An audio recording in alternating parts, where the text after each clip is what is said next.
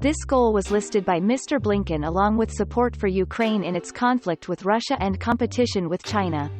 The Israel-Palestine issue in previous years has been downplayed by the U.S. in Mr. Biden's priority policy. However, after the unexpected fighting between Israel and Hamas, this issue was returned to the top priority. Clearly this conflict will have to move to a lower intensity phase. We expect and wish to see more targeted military operations, with smaller forces, and dealing directly with Hamas. Israel has faced increasing pressure from Western allies to rein in its military offensive in Gaza. Washington, Israel's closest ally, this past week publicly called for scaling down the all-out war to a more targeted campaign against Hamas leaders. Israel itself is also said by U.S. President Biden to be indiscriminately bombing Gaza and causing great damage to innocent civilians. The U.S. Secretary of State also emphasized Washington's support for the establishment of a Palestinian state. This support has been emphasized in dozens of conversations between him and leaders around the world.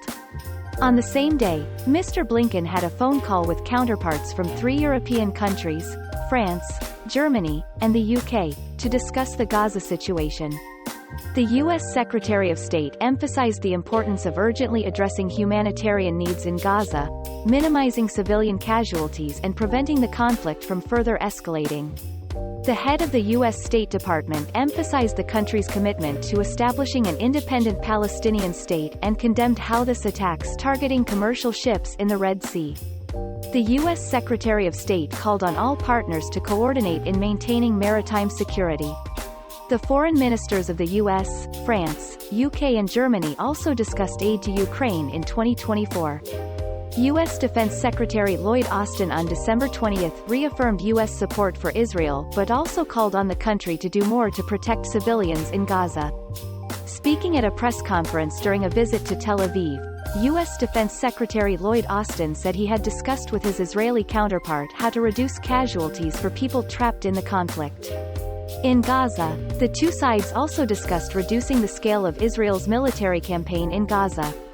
According to Secretary Lloyd Austin, the U.S. will continue to call for the protection of civilians in conflict as well as increase humanitarian aid to Gaza.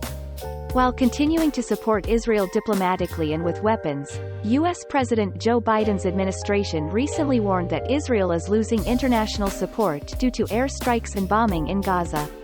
The U.S. side also calls for a two-state solution to the Israel-Palestine conflict.